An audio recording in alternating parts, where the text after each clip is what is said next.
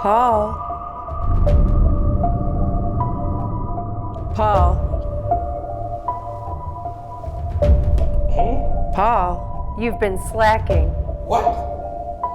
The CMS students haven't been doing their reflections. They're getting done. Paul, I get the emails. I see who does and doesn't do the reflections. I don't know what you're talking about.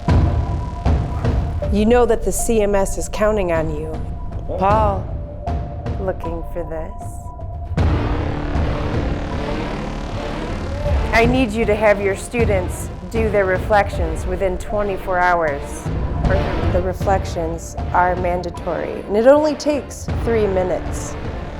We need to gather the data so we know how to make classes better for our students.